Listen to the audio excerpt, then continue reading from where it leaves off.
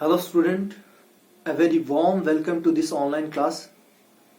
Due to some health issues, I was not able to continue these classes, but today I am with you with a very important topic of immunology, that is antigen.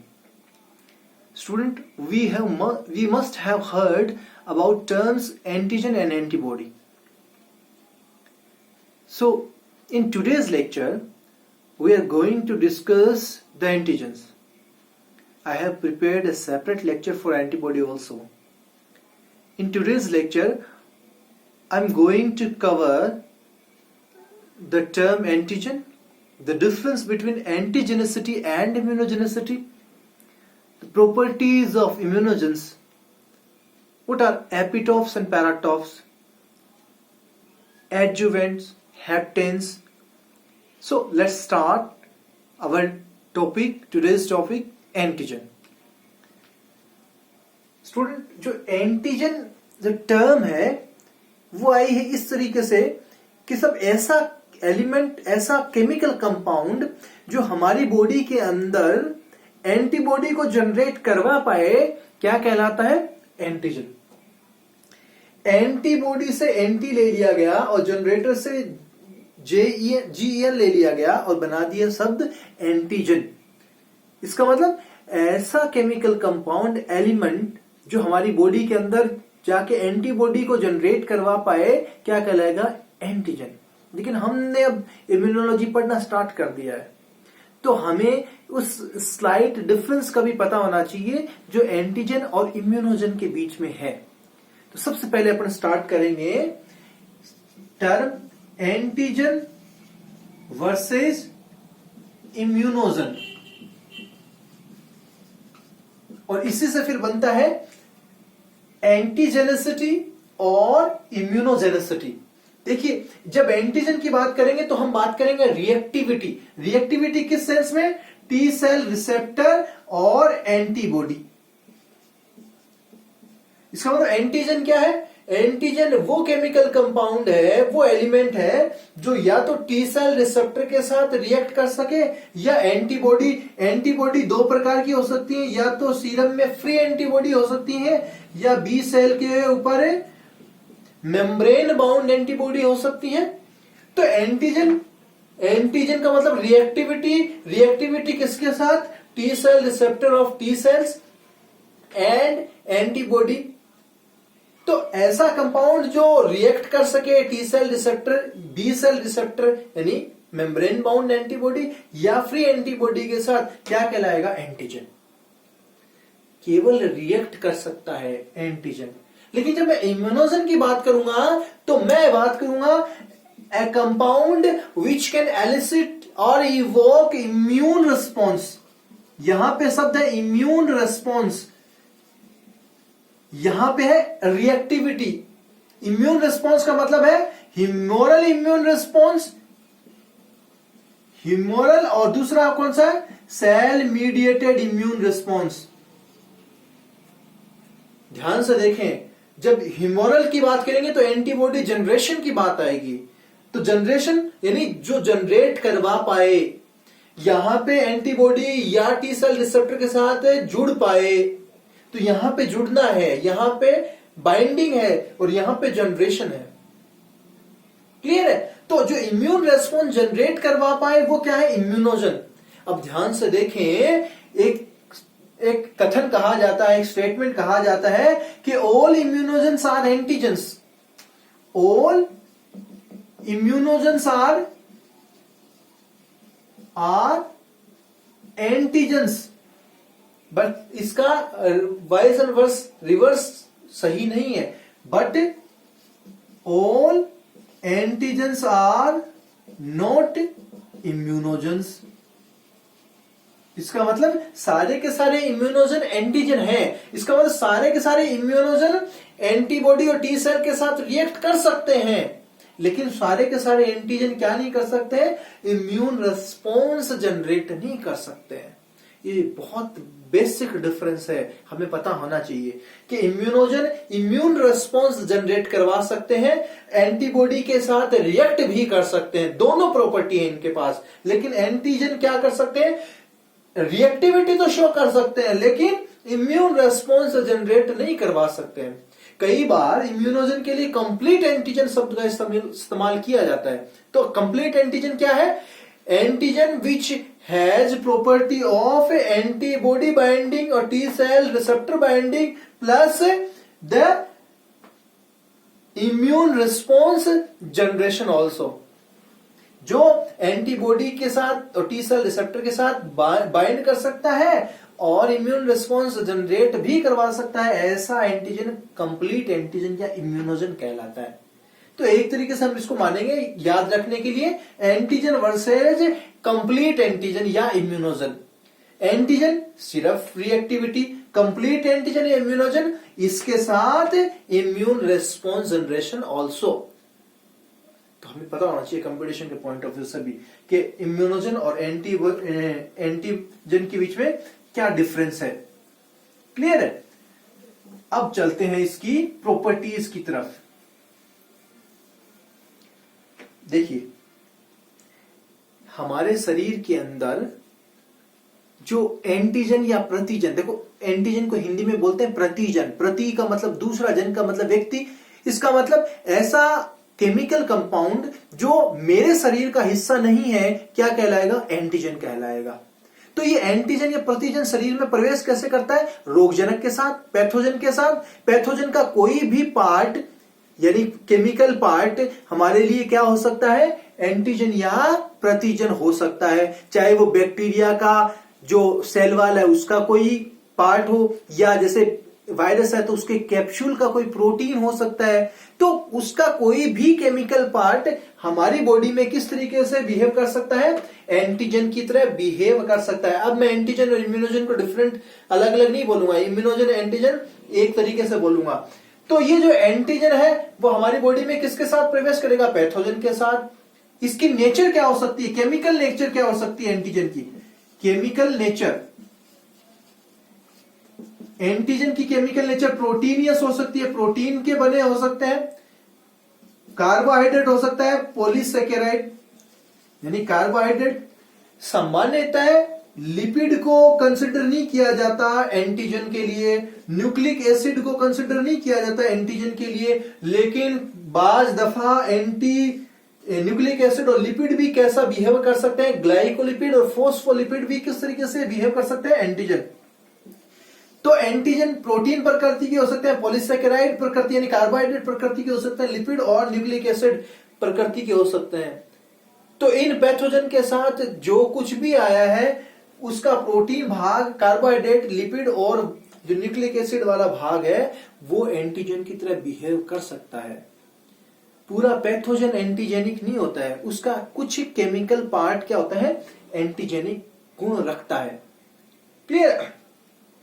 अब ध्यान से देखें कि सब ये जो pathogen हमारे शरीर में आया उसका वो केमिकल कंपाउंड हमारे शरीर का हिस्सा नहीं है, यानी वो फॉरेन है। इसका पता कैसे लगता है?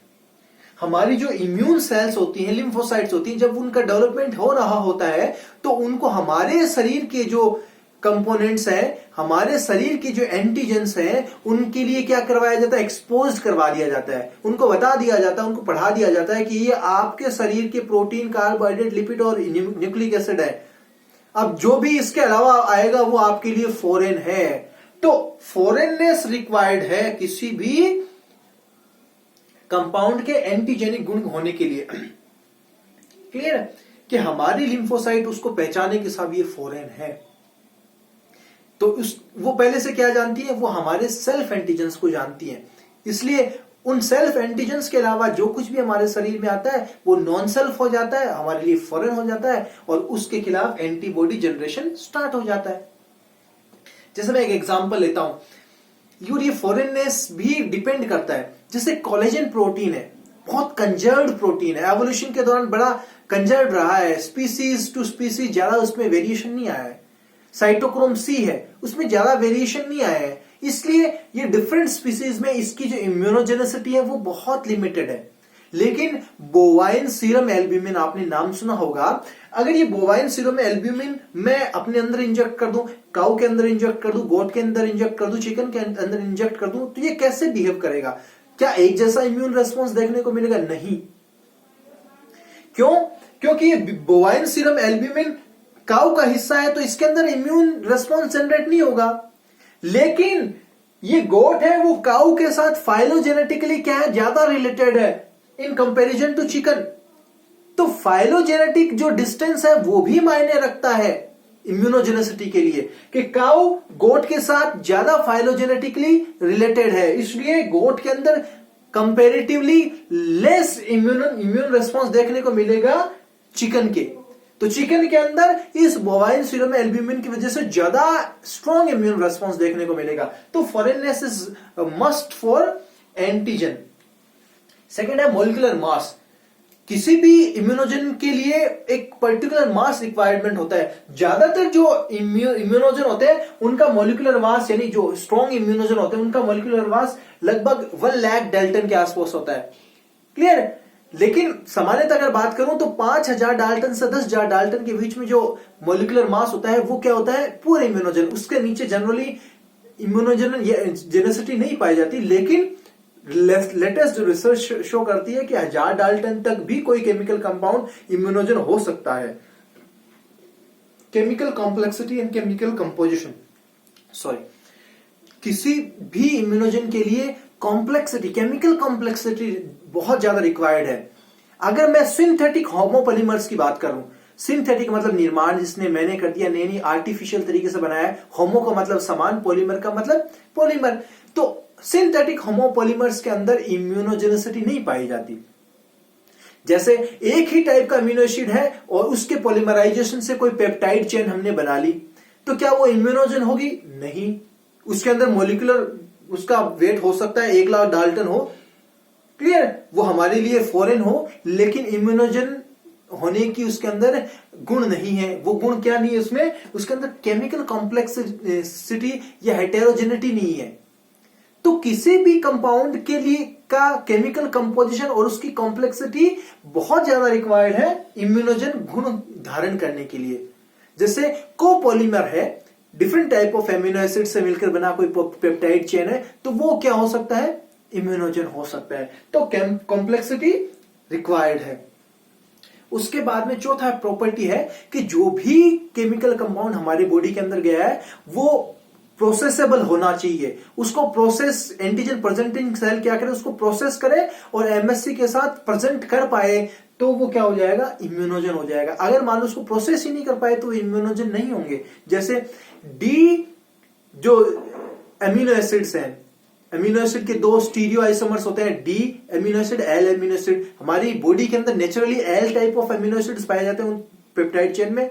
लेकिन अगर डी एमिनो एसिड्स वाली पेप्टाइड चेन है तो हमारी बॉडी उसको प्रोसेस नहीं कर पाएगी, हमारे लिए वो इम्यूनोजन नहीं है। क्लियर? तो ध्यान से देखिए, जैसे प्रोटीन को तो एमएससी के द्वारा प्रोसेस करके प्रेजेंट किया जा सकता है, लेकिन जैसे लिपिड्स है तो लिपिड्स को प्रोसेस करके प्रेजेंट करने के लिए एमएससी नहीं होती है, लेकिन एमएससी लाइक मेम्ब्रेन प्रोटीन होती है। क्लियर? उनको अपन क्या बोलते हैं? CD1। क्लियर? तो या तो एमएससी के साथ प्रेजेंट की गई हो या CD1 के साथ प्रेजेंट की गई हो, तो वो इम्यूनोजेंस की श्रेणी में आएंगी। उसके बाद में आ जाते हैं एंटीजेंस पे। ध्यान से देखें, पूरा पैथोजन एंटीजेनेसिटी नहीं रखता। उस पैथोजन का कोई विशेष भाग क्या कहता है? एंटीजेनिक गुण रखता है। और इस एंटीजन का वो भाग, देखिए वो भाग जो किसी एंटीबॉडी के साथ रिएक्ट करता है, तो इस एंटीजन का यह इम्यूनोलॉजिकली एक्टिव साइट हो गई। इस इम्यूनोलॉजिकली एक्टिव साइट को अपन क्या बोलते हैं? एपिटोप। और ये एपिटोप एंटीबॉडी के जिस पार्ट के साथ रिएक्ट करता है उसको क्या बोलते हैं? पैराटोप।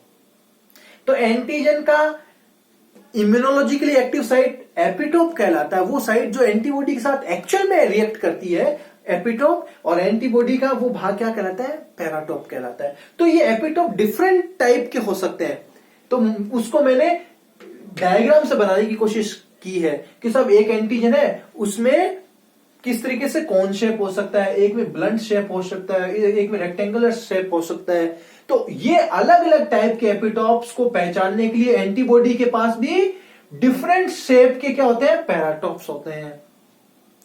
क्लियर है? तो अगर किसी एंटीजन के पास एक एपिटोप है तो अपन इसको बोलते हैं मोनोवेलेंट एंटीजन। यानी एंटीजन के पास कितने एपिटॉप है उसको उसकी वैलेंसी बोलते हैं। एक एपिटॉप मोनोवेलेंट एंटीजन, बहुत सारे एपिटॉप मल्टीवेलेंट एंटीजन। क्लियर है? तो एंटीजन वैलेंसी के आधार पे डिफरेंट टाइप के हो सकते हैं। क्लियर? अब ध्यान से देखें, हेप्टेन्स किसको, हेप्टेन्स और एडजुवेंट्स को मैं थोड़ा सा डिफाइन कर देता हूं। एडजुवेंट्स का ग्रीक में शब्द होता है एडज्योर, का मतलब होता है टू हेल्प, यानी मदद करना। और किसकी मदद करना? ऐसे एंटीजन की मदद करना जिनका मोलिकुलर वेट कम हो, यानी जिनकी जो इम्यूनोजेनेसिटी वो कम हो। कई बार क्या होता है कि कुछ एंटीजन ऐसे होते हैं जिनका अमाउंट हमारे पास कम होता है, जिनकी इम्यूनोजेनेसिटी कम होती है, उनके खिलाफ स्ट्रॉन्ग इम्यून रेस्पॉन्स करवाने के लिए आर्टिफिशियल तरीके से उन एंटीजन के साथ कुछ ऐसा केमिकल कंपाउंड जोड़ दिया जाता है जिससे उस एंटीजन की इम्यूनोजेनेसिटी बढ़ जाती है। तो ऐसे केमिकल कंपाउंड को अपन क्या बोलते हैं? एडजुवेंट्स बोलते हैं। जैसे प्रैक्टिकल पर्पस के लिए एलम, फिटकरी का इस्तेमाल किया जाता है। फ्रेयॉन्स कंप्लीट और इनकम्प्लीट एडजुवेंट्स का इस्तेमाल आपने देखा होगा। तो एडजुवेंट्स का मतलब है ऐसा कंपाउंड जो एंटीजन की इम्यूनोजेनेसिटी को इनहांस करता है, एडजुवेंट कहलाता है। क्लियर? एक्चुअल में जैसे एलएम है, ये साल्ट क्या करेगा, जो एंटीजन है उस एंटीजन को प्रेसिपिटेट करवा देगा ताकि उस एंटीजन की जो परसिस्टेंस है वो क्या हो जाए, प्रोलॉन्ग्ड हो जाए, ताकि एक स्ट्रॉन्गर इम्यून रेस्पॉन्स देखने को मिले।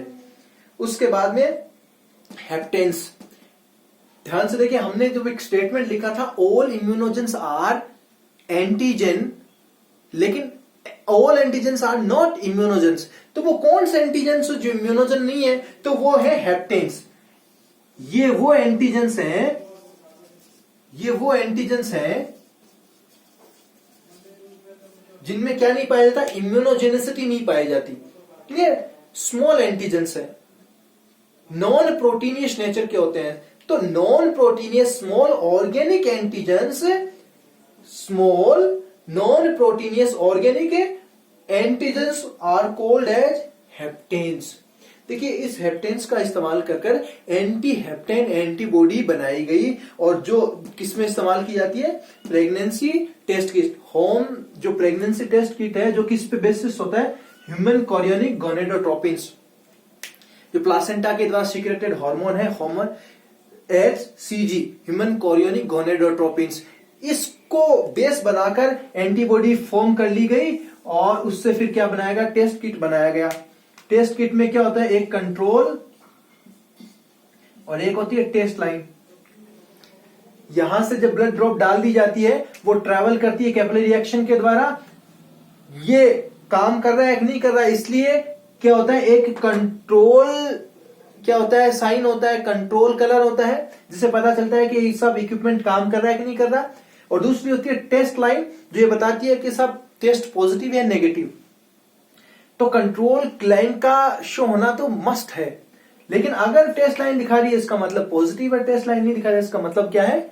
नेगेटिव है। क्लियर? अगर कंट्रोल नहीं दिखा रहा तो इसका मतलब टेस्ट किट इनवैलिड है। तो हेप्टेन का इस्तेमाल, जो प्रिंसिपल उसका इस्तेमाल कर क्या किया जाता है? टेस्ट किट बनाया जा सकता है। तो ये मैंने थोड़ा सा समराइज फॉर्म में एंटीजन को समझाने की कोशिश की है।